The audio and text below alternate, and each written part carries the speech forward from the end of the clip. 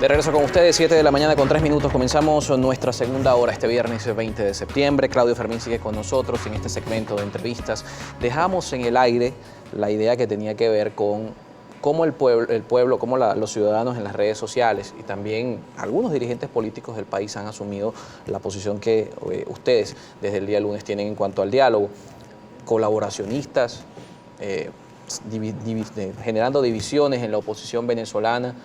¿Es realmente lo que ustedes están haciendo seguirle al juego al gobierno, que es una preocupación de los televidentes a través de las redes sociales? Hay quienes consideran que lo que están haciendo es seguirle al juego al gobierno, entendiendo que, según también otros dirigentes políticos, el diálogo ha sido usado para ganar tiempo por parte del gobierno venezolano.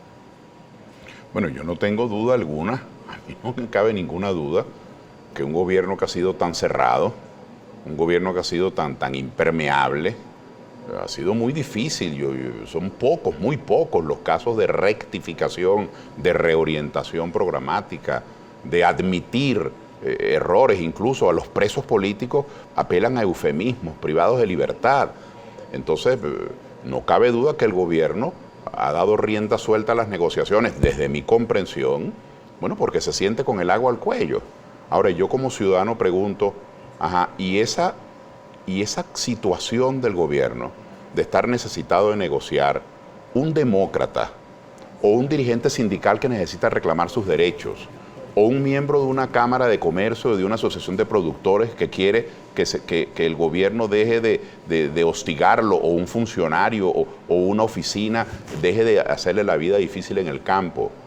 ¿No debería aprovechar más bien esta circunstancia de debilidad para negociar? Pero eso ya lo hemos visto. En 2014, Lorenzo Mendoza participó en una mesa de negociación, en una mesa de diálogo en Miraflores. En 2016 lo vimos, en 2017 lo vimos y seguimos en la misma coyuntura política. Es que yo he visto muchísimas experiencias de diálogo, fallidas, por cierto. Pero ¿cómo insistir si por lo menos nuestra contraparte sigue siendo la misma?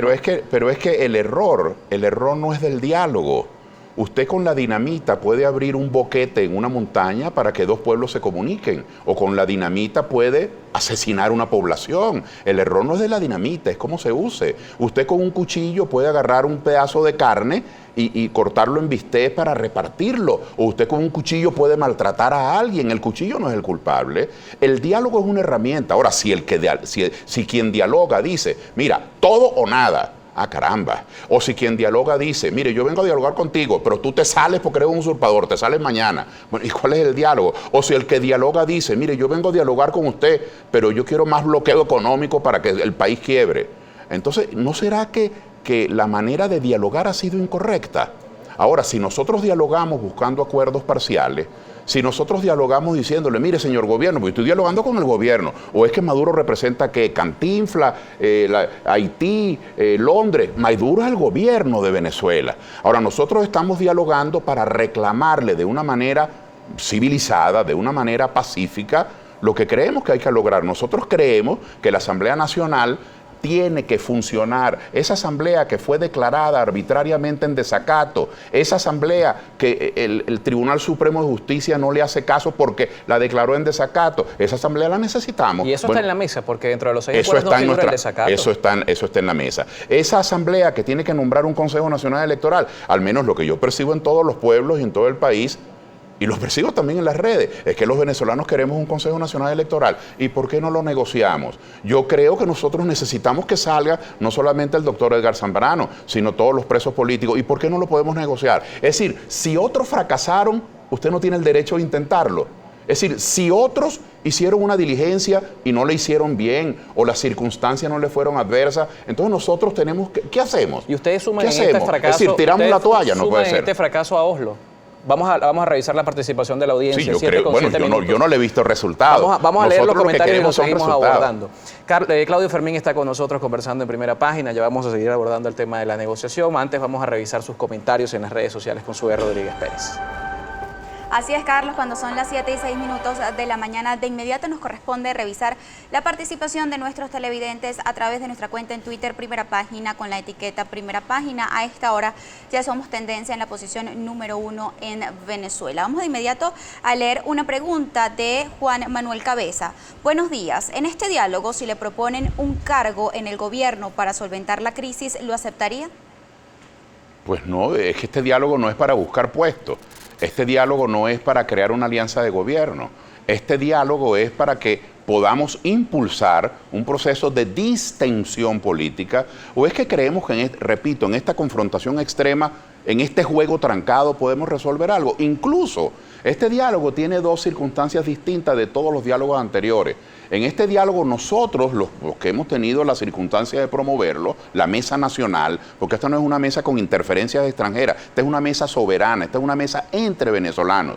Y a nosotros no nos da ninguna vergüenza hablar con cualquier venezolano, eso nos enorgullece. Nosotros exhortamos a todos los demás partidos políticos, exhortamos a las cámaras de comercio, a las iglesias, a los sindicatos, a los gremios, a los medios de comunicación, a incorporarse a este diálogo. Nosotros no somos los amos de este diálogo, ni los dueños. Ojalá que mañana sean otros los protagonistas. Aquí en este diálogo, en esta mesa nacional que hemos instalado en la Casa Amarilla el lunes pasado, aquí no hay un letrero que dice se reserva el derecho de admisión.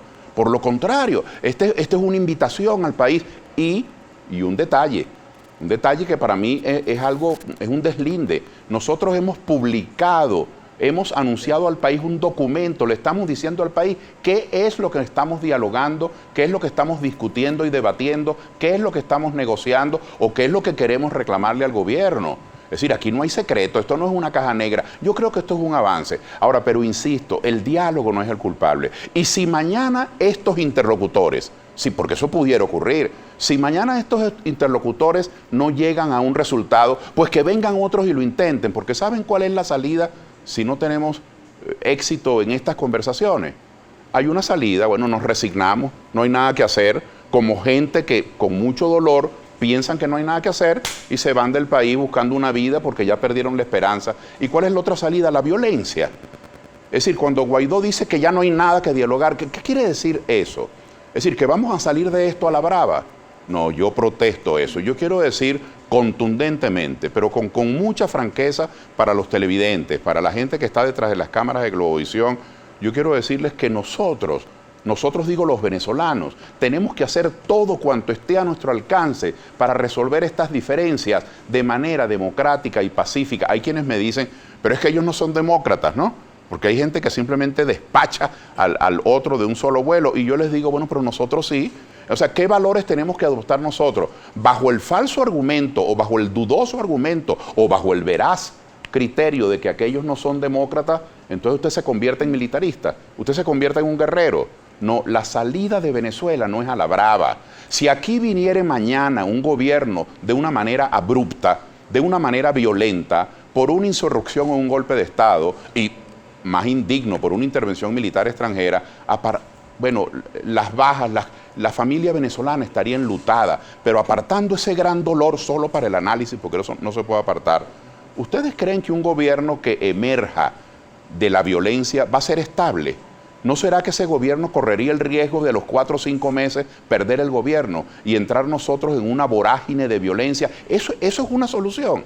Eso es agregar más problemas. Así que nosotros en Soluciones para Venezuela no nos vamos a rendir. Nosotros creemos que los venezolanos tenemos, todos, unos más, otros menos, suficiente criterio, suficiente sensibilidad, suficiente sentido de responsabilidad para sacar a Venezuela del hoyo. Vamos a hacerlo. Nosotros creemos en eso. Vamos a leer un último comentario de Jesús Rojas. Deben entender que tu tiempo de política ya pasó. Lamentablemente estás fuera de tiempo. No ayudes al gobierno nuevamente. Apoya a esa nueva generación que hoy quiere de verdad a este país. Tú y Henry, después de haber cantado fraude, hoy se toman café con el gobierno. ¿Qué opina usted de este comentario? Bueno, gracias por la pregunta porque me permite hacer dos aclaratorias. Primero, yo no he cantado fraude. Yo no he hecho eso. Aquí hay gente que ha sido diputado 3, 4 veces, gobernadores, y todas esas elecciones son limpias. Y cuando pierden una, gritan fraude. No. Yo no he cantado fraude.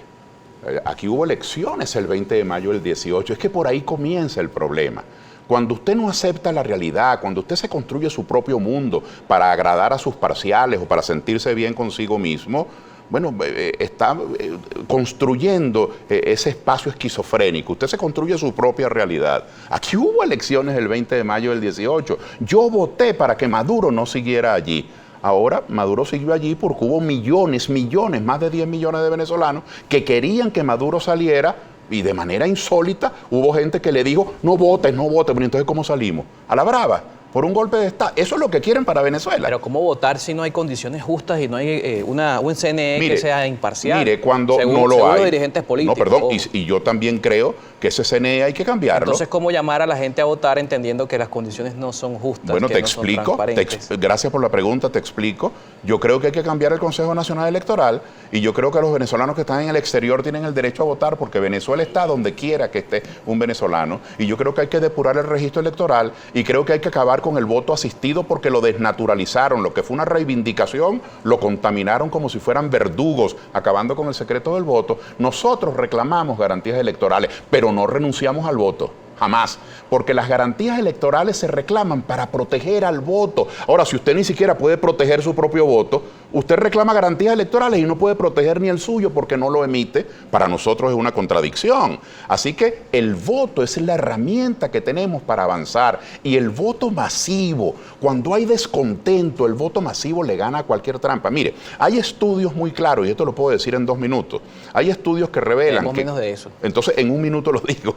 Hay estudios que revelan que quienes hemos votado por los candidatos de ADE, COPEI, Un Nuevo Tiempo, Primero Justicia, el MAS, Causa R, los partidos de oposición, que es el caso de la mayoría de nosotros, quienes hoy estamos en la oposición, aún sin ser militantes, simplemente porque seamos simpatizantes, somos entre el 20 y el 22%. ¿Cómo se explica que más del 80% quiere cambiar el gobierno? ¿Dónde está ese otro 60%? Ese otro 60% está en el chavismo descontento, está en los que antes eran niní que ya no lo son. Ahora, ese descontento, si usted lo llama a votar, usted le gana al ventajismo. Pero si ese descontento usted le dice, mire, no vote, porque si no vota salimos de Maduro, yo pregunto, ¿eso funcionó o eso fue un engaño? ¿Y ustedes creen que en la práctica esto es posible? Entendiendo ayer unas declaraciones que vimos en distintos medios de comunicación. Ayer la vicepresidenta de la Asamblea Nacional Constituyente, Gladys Requena, aclaraba que dentro de la mesa de negociación no se iba a renovar el CNE, sino que se iba a abrir el proceso para revisar los periodos de los rectores que se encontraban vencidos. Algo totalmente distinto a lo que estarían planteando. Bueno, yo no soy quien para enmendar ni la pregunta ni lo que dijo la declarante, pero tiene lógica. Nosotros, por ejemplo, en la mesa nacional, nosotros no somos una instancia constitucional.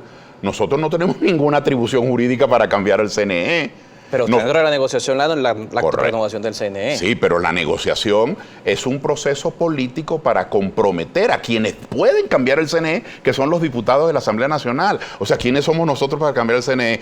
Pero nosotros sí podemos contribuir a crear un clima de opinión, a convencer a factores políticos, a limar asperezas, a que se comprenda que es una urgencia. Nosotros podemos coadyuvar, podemos impulsar un proceso de negociación, porque un negociador tiene que tratar. Pero si de entrada ya estamos viendo esto, que no va a haber disposición de renovar. ¿Pero por qué no va a haber disposición? Si ya la vicepresidenta de la Asamblea Nacional Constituyente. Pero eso no es lo que yo interpreté. Yo no soy su intérprete, ni soy su abogado, ni su defensor.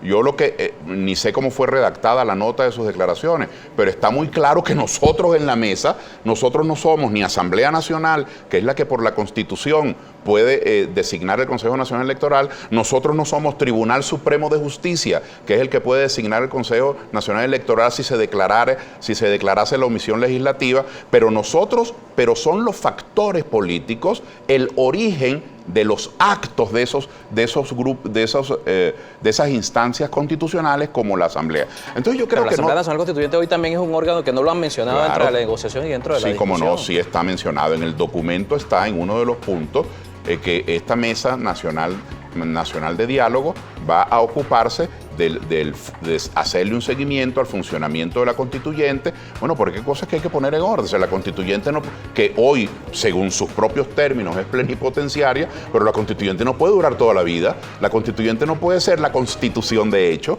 y ese es un tema que hay que negociarlo. Ahora hay 2 maneras, miren. Nos toca despedir ya la mesa. Sé que nos toca despedir, pero yo solo quisiera que quedase esto en el ánimo. A nosotros, hablo por mí para que alguien no venga después a desmentirme, ¿no? A mí no me da vergüenza hablar con ningún venezolano. Entonces los chavistas, los adecos, los copellanos, los masistas, no nos podemos entender con los de soluciones, o nosotros con ustedes. Es decir, la única manera en Venezuela, cuando tengamos un gobierno que no nos gusta, es a la brava. La única manera de contradecir el argumento de otros es descalificándolo, es lastimando a la gente.